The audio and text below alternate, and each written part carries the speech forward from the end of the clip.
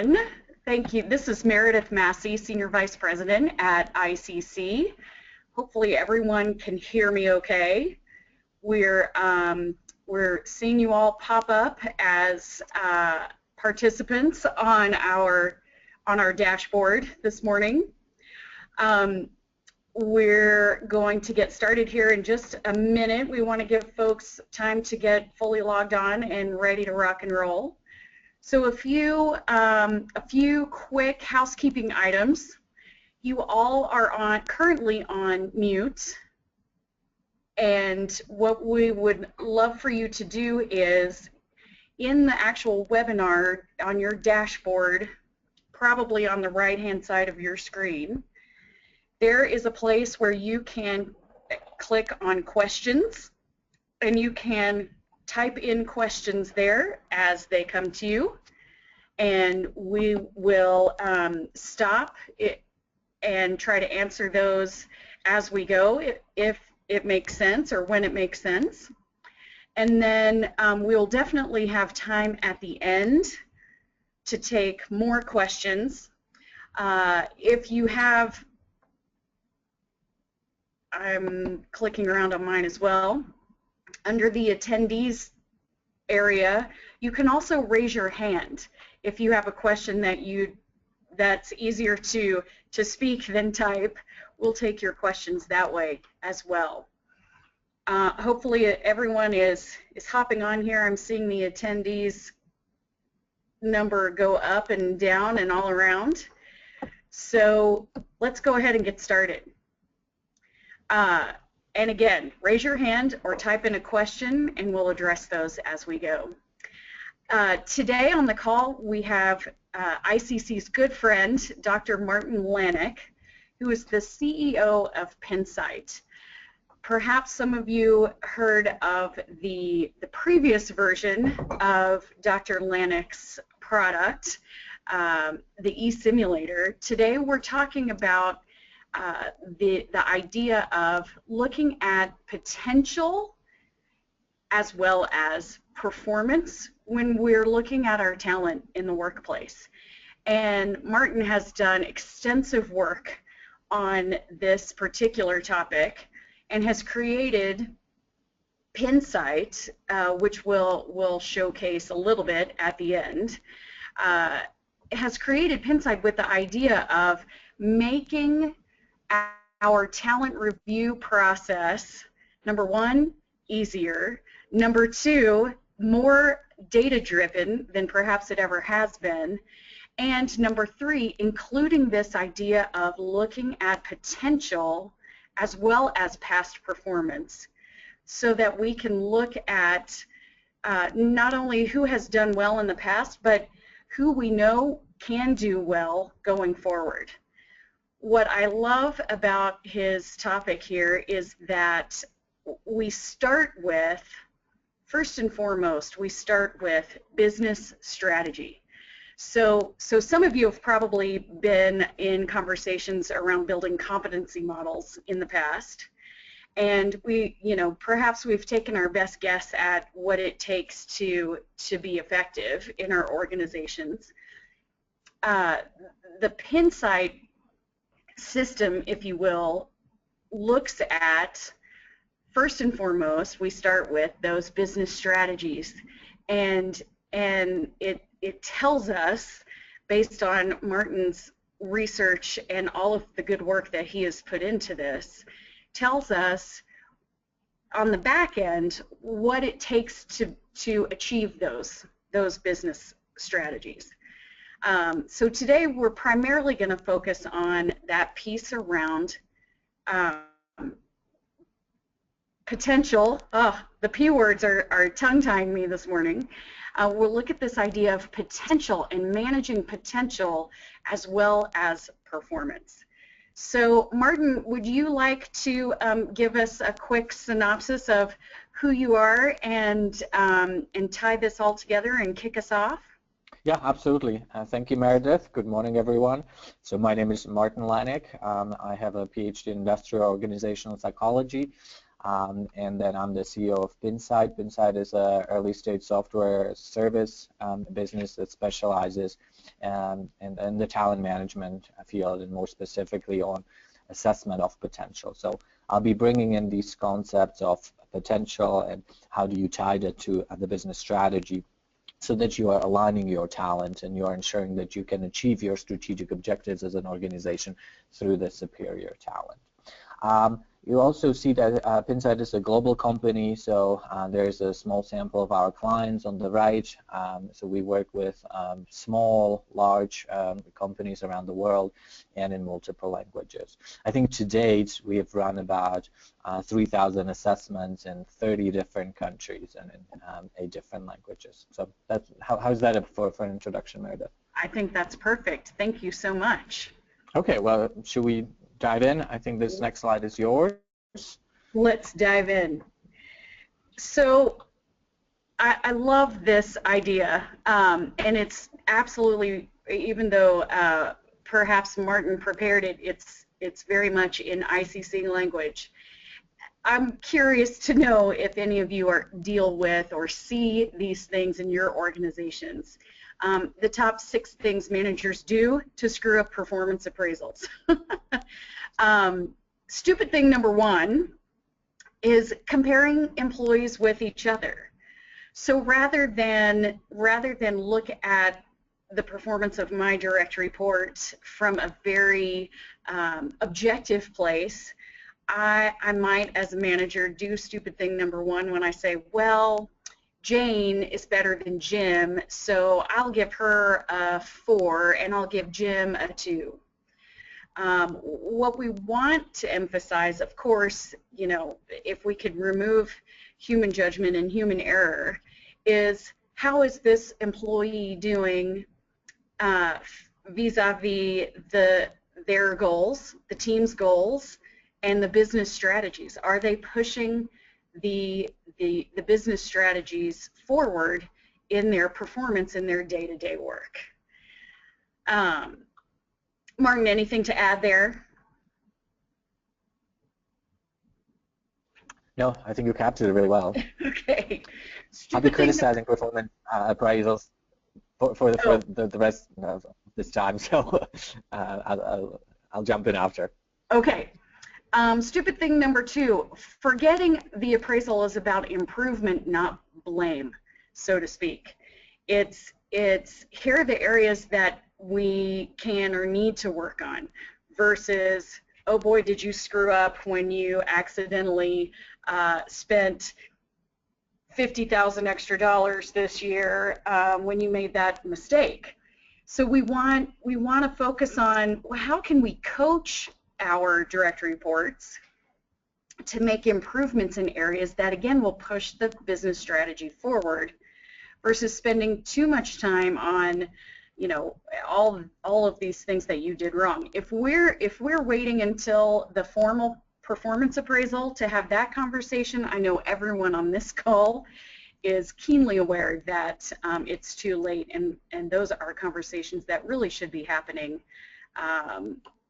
in the moment. Stupid thing number 3 that managers do to screw up performance appraisals is thinking a rating form 1, 2, 3, 4, 5 needs improvement versus excellent is an objective, impartial tool. Hopefully some of you are giggling about this, because we all on this call, you all know very well that when we require a human to rate another human, it is anything but objective. You know, and especially if we are in organizations that require, you know, a sort of an even distribution, then we're really not being objective, because someone has to be rated a 1 or a 2 out of 5, even if they really should be more of a 3. So certainly when we get humans involved, there's room for lots of subjective error with stupid thing number 3. Stupid thing number 4, believing they are in a position to accurately assess staff. I love this one, and again, it makes me giggle a little, because when was the last time I, as the manager, actually walked in the shoes of my employees' roles? We don't always have, as managers, maybe we don't always have an accurate view of what their day looks like, especially if we have more than, a handful of direct reports. So how can I accurately assess if I'm not, watching over your shoulder every day? And one employee would love for that to happen. So we're, again, we've got the idea of human error here, absolutely playing into the possibility of stupid thing number 4. I think we have, has someone raised their hand? No, I don't see. Or a question? We do have a couple questions here. Yeah, let's look. I don't know why I can't really see it. Recency is another pitfall. Thank you. Yes. And I love that particular comment. So recency, because I'm really only going to be able to think of what you've done in the last 2 weeks or couple of months, versus truly, unless I've done a really good job of documenting everything over the year, waiting till that year mark absolutely puts managers in a precarious situation, Mike Faber, when we can only think of what's happened in the last quarter versus the entire year. So thanks, Mike Faber, for that.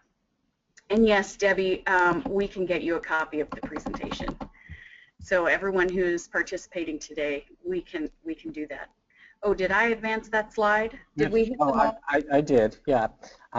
So Meredith, you did point out very nicely that there are a whole set of problems with the performance management system as it is set up today.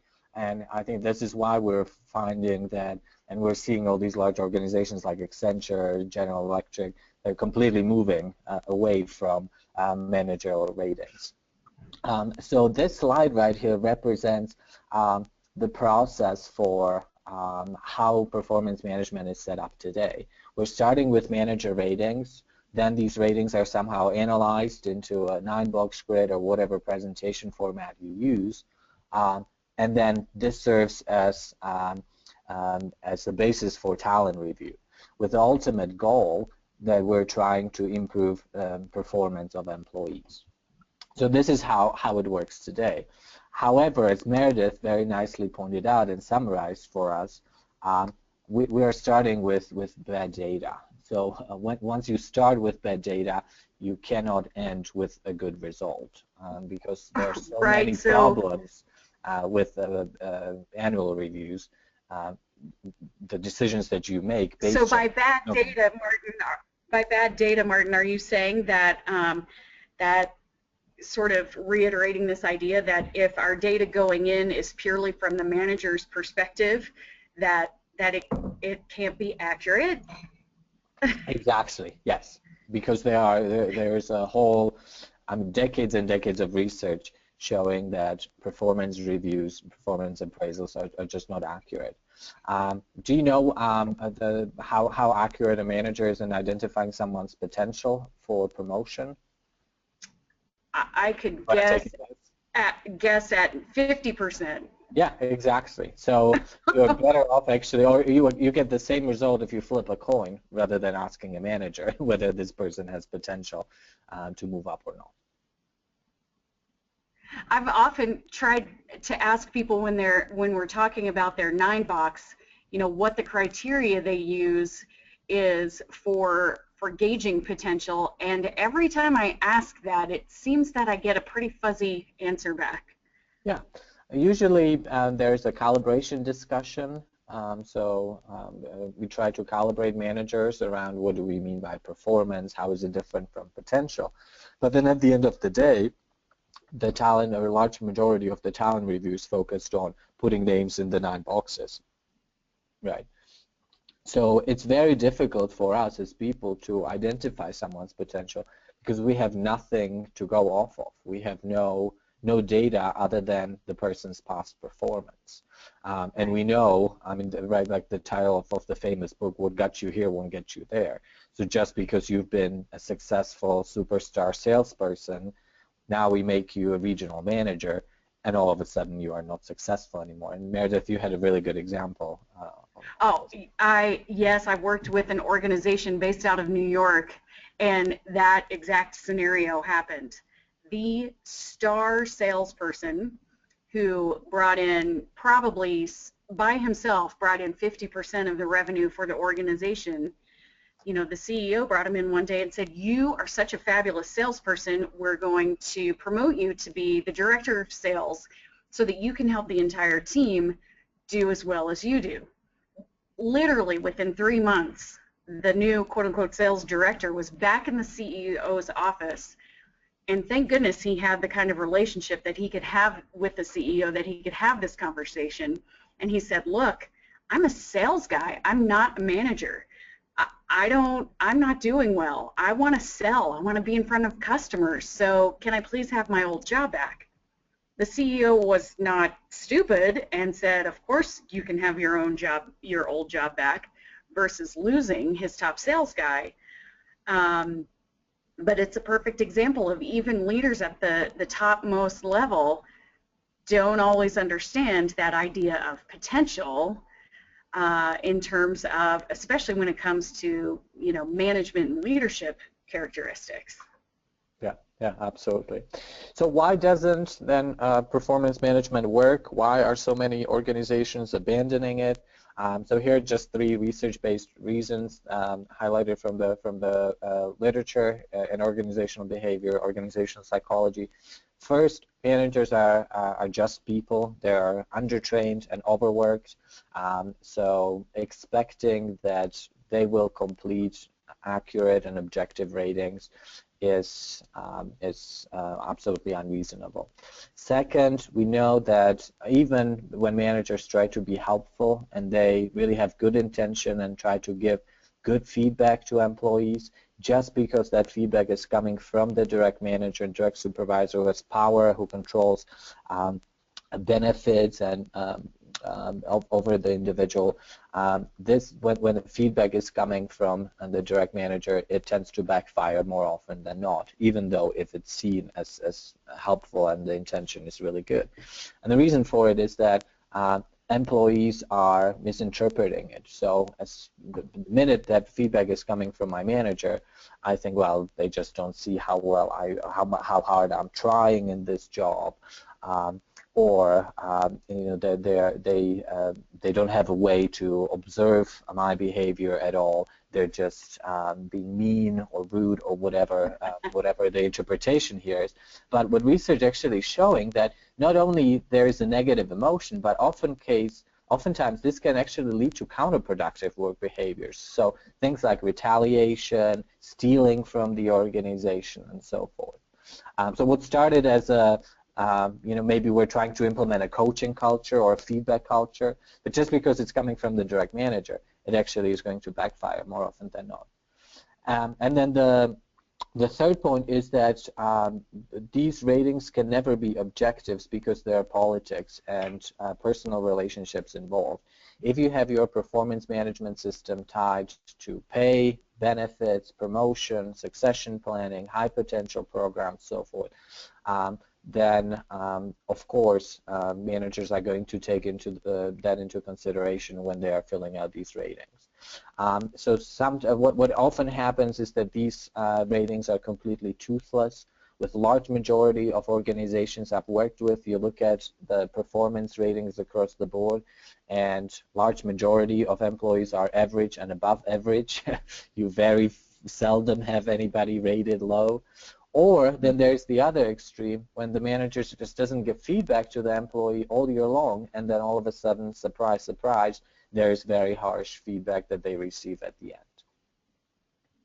So how you say managers are undertrained? Mm-hmm. How much time do they take, or dare I say waste, trying to have these conversations if they don't, or especially when they don't know how to have Good. So this these is kinds of yeah. conversations? So Corporate Executive Board has estimated that the average manager spends about 200 hours per year on activities related to performance reviews. So these are things like, receiving, so in the better organizations, right, this would be the sitting and calibration discussions, receiving some training on performance management, maybe how to give feedback, how to coach, ideally, your direct reports. But a large majority of this time is actually spent on filling out the performance ratings and then delivering them to the employees. And there is a trend now with, where before the rule of thumb was that a single manager should manage no more than 5 to 7 people.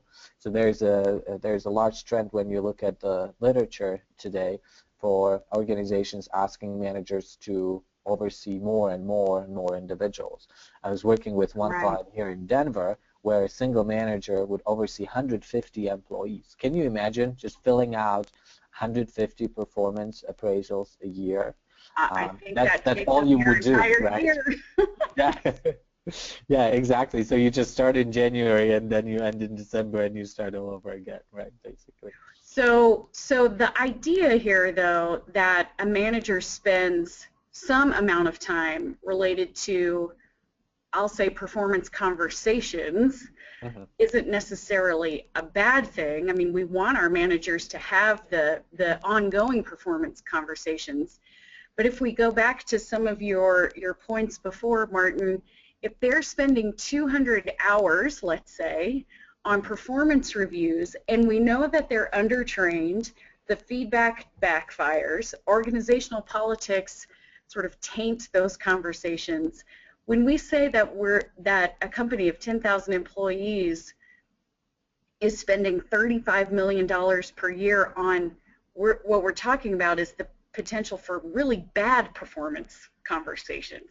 Is that right? Absolutely. Yeah. So it's essentially for a company of the size of 10,000 employees, it's $35 million that's wasted each year on a process that is archaic, that is not helping the organization achieve anything.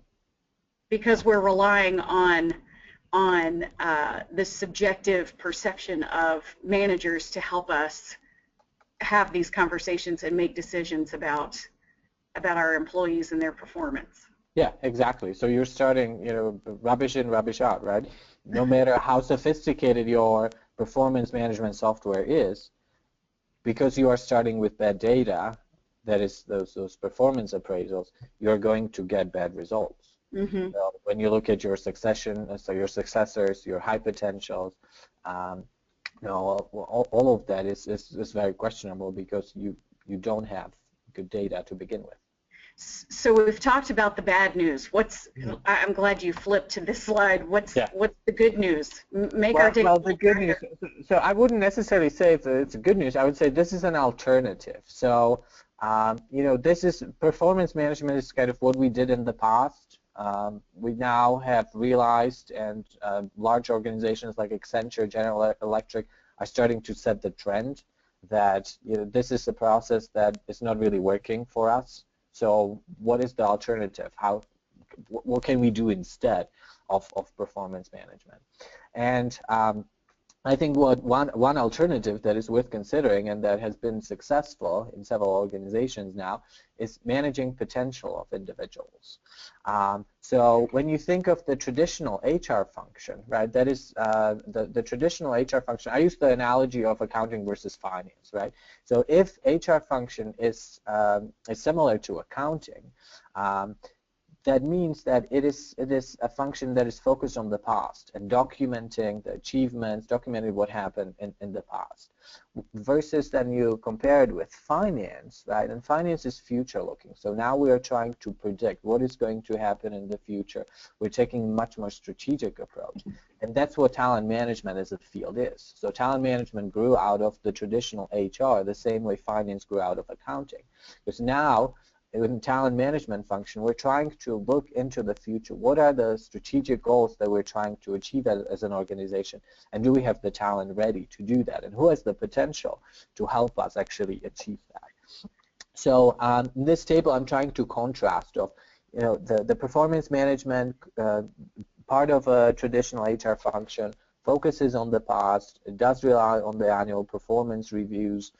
So again, documentations of what has happened in the past, documenting the employees' achievements, their failures, and the goal is very tactical. So we're trying to improve the performance of a single employee.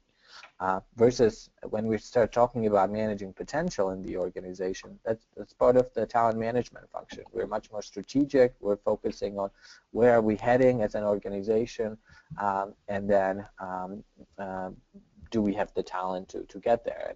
And in order to answer that question, I'm proposing that we should really be relying on assessment of potential as the starting point. So we start with better data, and then we get better results.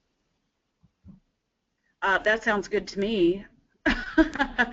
If the whole idea is not just improving employee performance for the sake of improving their performance, but rather help them better achieve the organization's goals, then that absolutely seems like a great place to start. So you've seen a similar slide, actually just a few minutes ago, and the point here is that the process is still going to be the same. The only difference is your starting point and your ending point. So when you make the switch to starting to manage potential of employees rather than their past performance, what you do in the very front part of this, you replace your manager ratings with an assessment of employees' potential. And then you change the focus of the discussion not on how can we improve the performance of this individual, but what are the strategic goals that we're trying to achieve as an organization, and does this person have the potential to help us get there? But as far as the process itself, we start, so you start with the assessment of potential, then you can use that as part of the 9-box or whatever analyses you have been used to. You have a talent review around this. You review the assessment data, confirm it with your managers, and then focus the discussion on what do we need to, where are we first of all when as an organization compared to our strategic goals, and then what do we need to do with our talent in order to prepare them. So it changes the focus quite significantly. So Martin, I'm going to poke a hole here. You in this revised process map, you're still suggesting, though, that we start with manager nominations when we've already decided that perhaps managers aren't always the best judge. Well, why would we start there? Yeah, that's a very good point. I have two ways to answer this question. The first one is that with any type of intervention like this, we need to create buy-in. So removing the manager completely from the equation is unwise. We want them to have a say and to own this process, right? So therefore, they need to be there in the very beginning. But there's a difference between asking them to identify, their top 5 employees, as opposed to fill out this rating form of 30 different competencies on each one of your 20 direct reports. Do you see the difference? So cognitively much easier decision. So that's the first part. You want to create buy-in, therefore it's important to keep the manager in. Second is that it's probably unrealistic to run all of your employees through an assessment. So you really want to focus in, and you need some kind of a way to identify this is our top talent, this is who we want to focus on, and then use the assessment to confirm that, and so the managers will help you to basically do the first cut, so that you are managing your costs. That makes sense, especially so we don't blow the budget in 1 year. Exactly. Of trying to assess every single employee. Good. Let's do a quick check on time and questions, just to make sure that we're... So Laura, let me see if we can unmute you because I'm not, let me find you on the list. Laura Chapin, can you hear us? Laura? I can. Oh, good. So your question was based on what criteria? Can you Yes, I was wondering on the manager nomination piece, what that criteria looks like. To me, it seems like, so often we're used to using something like the CEB model or something similar maybe from Burson or wherever. So what kind of guidance do you give those managers to make those initial recommendations to avoid all of those biases and to make sure it's also legally defensible and that you're getting the right people even in that process to begin with? Right. That's a very good question. Thank you for that. So my answer would be it really has to boil down to the strategy. So what is it that are the 2-3 most important strategic goals? And then you ask managers to identify people who they think are most equipped or have the highest potential to help the organization achieve that, right? So if you're focusing on enhancing operational efficiency, for instance, that would be a criterion. If you are focused on increasing retention, engagement of employees, another criterion, right? But those manager nominations, it's really just the first step, and then you use the assessments to confirm that. So we're gonna equip our managers with a little bit of data, a little bit of help to help them decide who the top performers are, right? And even help them identify who the maybe mid to lower performers are. Right. Or you can even make it easier from a perspective of just ask managers based on past performance, right? Well, who are the top performers who they would consider for a vertical move versus who are the mid to low performers that they are considering for development. And then for your annual assessment program, you would only invite the top performers there. So that actually addresses, I think, that starts to address a question that Carrie has posed about what do we do with the employees that aren't our top performers who will go through this process. The manager may nominate 5 folks, maybe 1 or 2 of those will end up showing as, rating a little bit lower.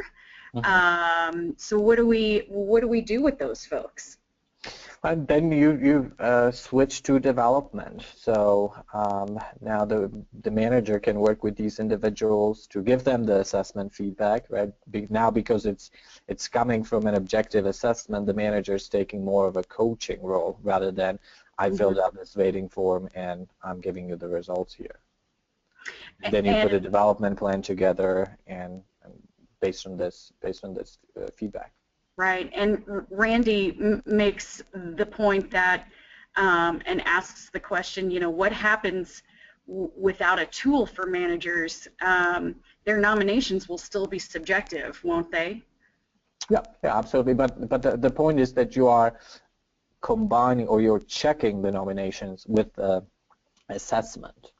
So you're confirming the nominations, and if you do this, first time around, and you find that these 5 managers over here were completely off, and every single employee they nominated actually had low potential, you give them that feedback, and over time, their nominations will be getting stronger.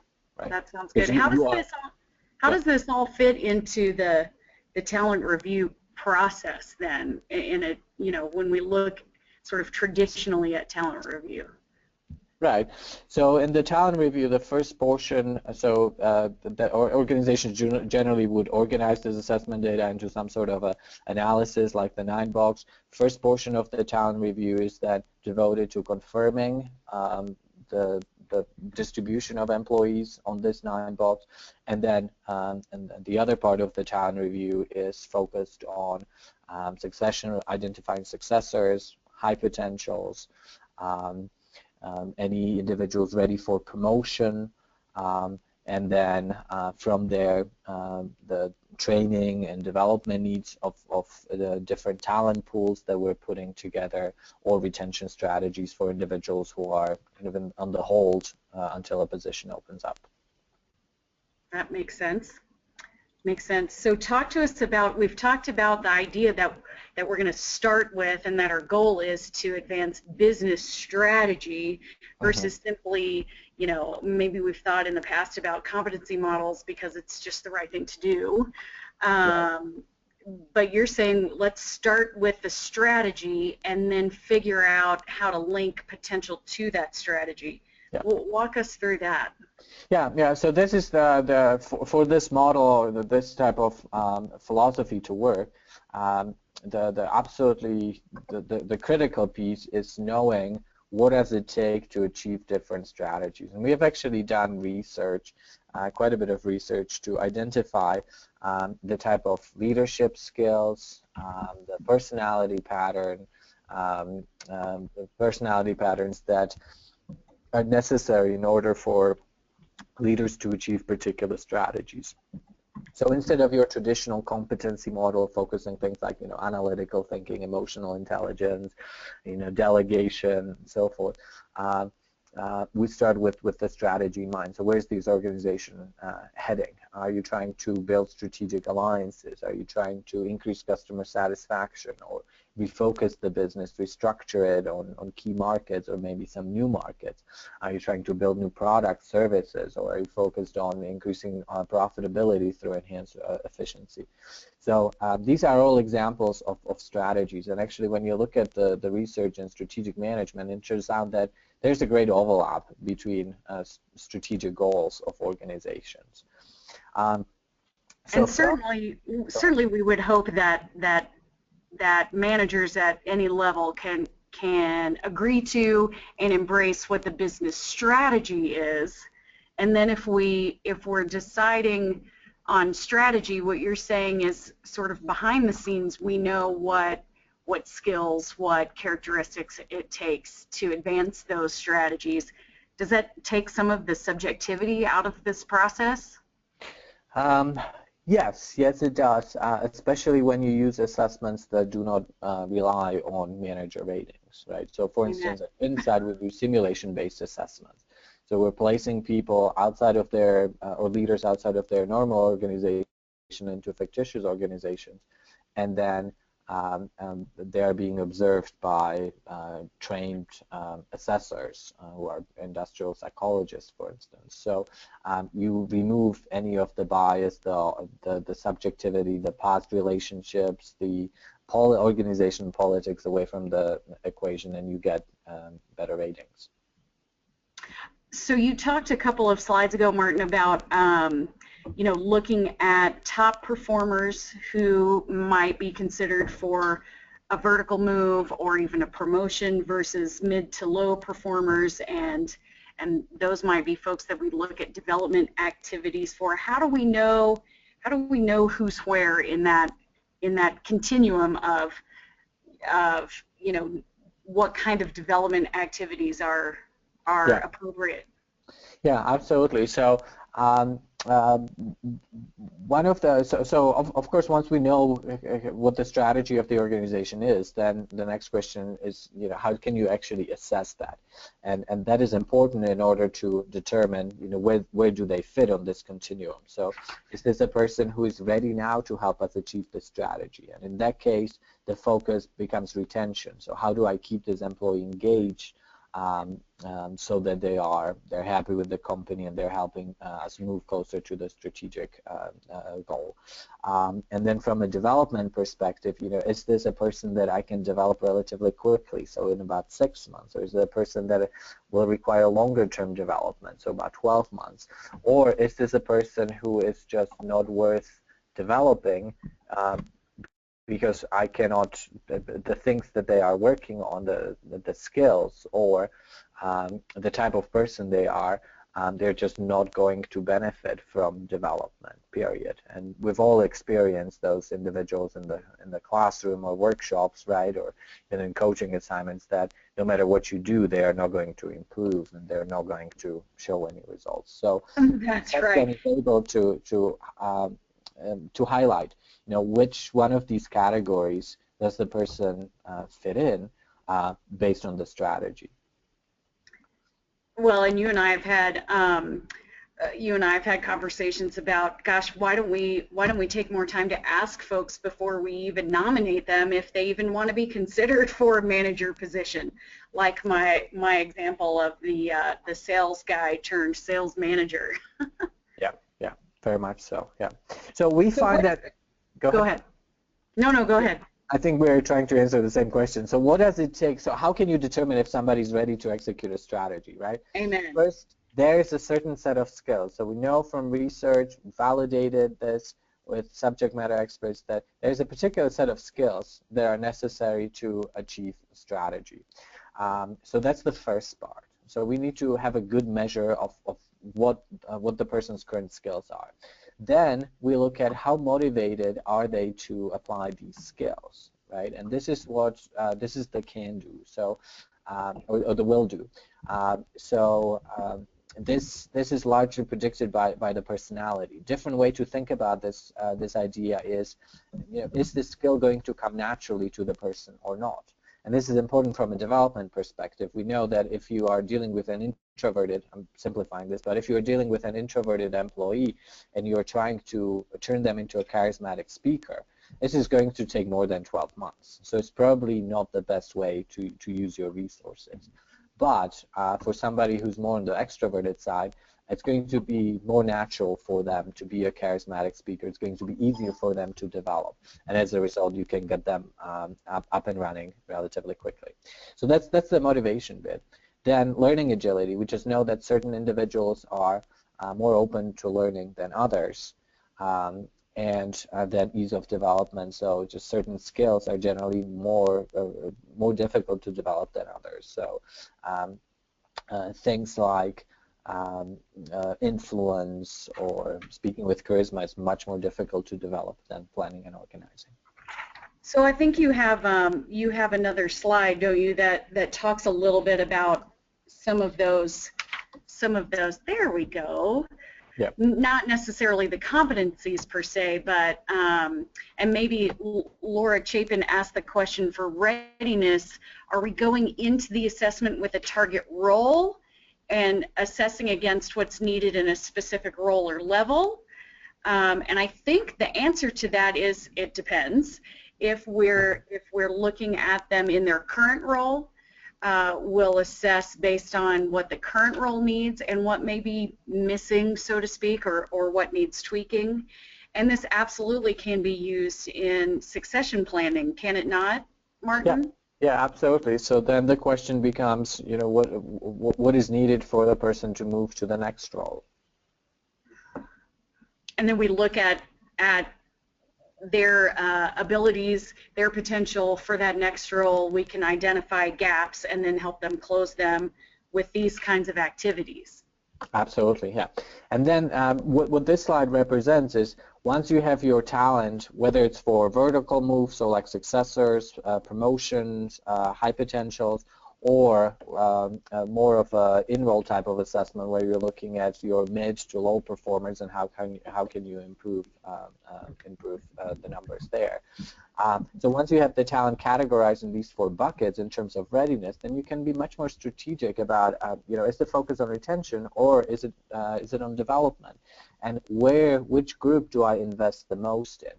Organizations spend over $7,000 a year on average on developing a single high potential, right? Mm-hmm. And sometimes the person is in the not ready at this time category, so then the money is just wasted. Sometimes the person doesn't need any development at all because they have all the skills fully developed. So then the question is more about retention, right? And there are much cheaper, more cost-effective ways how you can retain employees. rather than expensive high potential programs or executive coaching programs. Well, and wouldn't that be a nice problem to have people in place at the right level with all of the skills that they need, so all we have to do is focus on retention versus development activities. I think just about everybody on this call would love to have that problem. Yeah, absolutely. So I'm watching the time, and we are right at about 9:15. I want to encourage folks to chat in on the questions panel, the questions that you have, and I think we've got just a couple of more slides that we can zip through really quickly. Yeah, there's actually an example here that I wanted to show you from the Pinsight software, just to give you a flavor for what this could actually look like from an assessment perspective. So right here you're looking at the group level analyses. So these are usually the type of analyses that guide the talent review process. So in this particular case, let's say that we had 6 managers here that we are considering, or 6 individual contributors that we're considering for a manager level position. And let's say that in this particular organization we're focusing on innovation, so boosting innovation, increasing customer satisfaction. And then these individuals would have gone through the annual assessment program. So instead of completing performance reviews for these individuals, they were invited to participate in the simulation-based assessment. So this is an example of a very basic readiness analysis, right? So we see that based on all the data that was collected in the simulation and all the observations of the individual, we have one person who's ready now. We have several people here who could be developed relatively quickly in about 6 months, and then one person who is just not ready, poor Jerome. Another type of analysis is a 9-box grid. So again, I just want to demonstrate that it is possible to use assessment data to populate a 9-box grid. So again, my biggest takeaway I think that I'd like the attendees to have is you don't need to change your process much. Just replace the first part and then elevate the goals that you are trying to achieve with this process. So the really cool part about having assessment data in the 9-box is that as your strategy changes, it would be all recalculated. So let's say that we are in the oil and gas industry. All of a sudden, there was a bust in the market, and we need to revisit our talent strategy. So all I did here, hypothetically speaking, of course, yeah. So let's say that all of a sudden, we're not focused on growth. Now we need to be focusing on managing costs, creating accountability, getting more stuff done with less resources, right? So I just selected a different set of strategy. Everything is recalculated in real time, so you can react very quickly. You have the assessment data in the system, so now you just select a different strategy, and you can rerun the talent review, update your succession plans, update your leadership development programs based on this information. So I'm going back to an earlier question that Randy posed around the competency assessments. What you're saying is this starts with the business strategy, and then through your research, you know the competencies, the characteristics, etc., that it takes to fuel turning a team around and turning their performance around through accountability. So once we select that as a strategy for this level of manager, we know pretty quickly who's ready now, who has the potential to be ready, and what the gaps are that we need to help them fill in order to be ready. Is that how this works? Yeah, so you do have, I mean, of course, you're measuring skills, right? So whether you call them skills or competencies or abilities or whatever name you choose. So in our case, yeah, that sits on the back end. But from an interpretation perspective, you always need to be focused on the strategy and use that strategy as a lens to look at the assessment data. So then the managers can... Yeah, ultimately that's what you are supporting as a talent leader in an organization. You are supporting and preparing the talent to support the strategy of the business. And so then hopefully we're equipping managers to have better coaching conversations versus those, as you said before, those quote unquote helpful feedback conversations on past performance. We're talking about coaching them toward achieving that business strategy. Yeah, exactly. So the feedback we get from clients is, they complete a DISC or Myers-Briggs or, any kind of like competency-based assessments, and they're left with well, so what? What does this really mean for my business, right? In our case, the assessment results are directly tied to the strategic goals of the business. So you know that, yes, you need to improve these particular skills, because those are necessary to help you increase accountability on your team, or these are the ones necessary to increase customer satisfaction for the organization. Makes sense. So we're a little bit over time. I want to be respectful of everyone who is on the call. I know that we could talk about this for probably another hour at least, but I want to open it up for a couple of more questions if there are some. We're keeping an eye on those. The other thing I want to say while you're typing in your last few questions is once we close the webinar, you all on the call will get a very quick questionnaire. I think it's maybe 3 questions that will help us with feedback. So we're actually asking for your helpful feedback about this conversation. It will literally take 30 seconds for you to answer those questions, and we would appreciate that feedback. Martin, I'm not getting too many additional questions here at the end.